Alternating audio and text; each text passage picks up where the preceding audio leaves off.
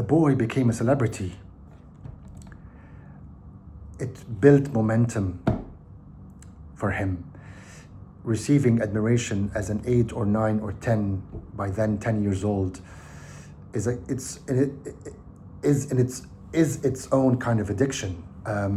So the next circle, sports. He outperformed in sports. His father enrolled him in swimming, tennis, squash classes, and he became an outperformer, hyper-vigilant, performing with excellence, topping everything that he sets his mind to, creating, I would like to say, determination, but it's a relentless kind of determination. It's the one that refuses to lose, because the loss meant exposure, and the loss meant sitting down with hard questions that by then he believed that there was no answer for.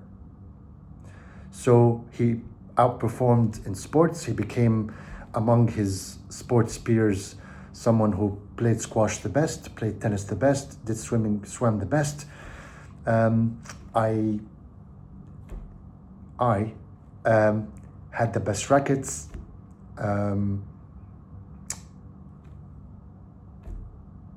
His parents bought him the best clothes. He went to decent schools. And then church. He became the boy that goes with his father to church and stays in the mass quietly to attend the mass, and even started reading early on in Christian, storytellings. But here's the thing. The applause comes at a cost. The applause comes at a cost, and the cost was expectations. The cost was, this is what we want you to be.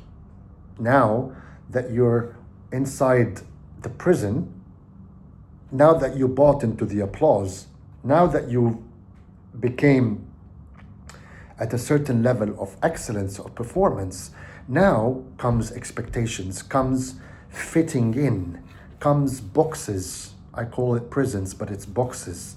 So the more visibility he started to gain, the more disappearance he felt from himself. So the expectations were heavy, the demands were heavy.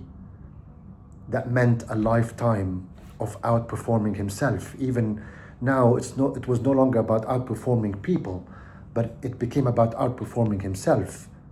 So he started to blame himself when he couldn't do something, when he couldn't get the right grade, when he couldn't win the match.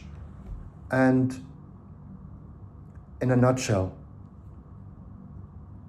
I started winning the world, but I lost myself.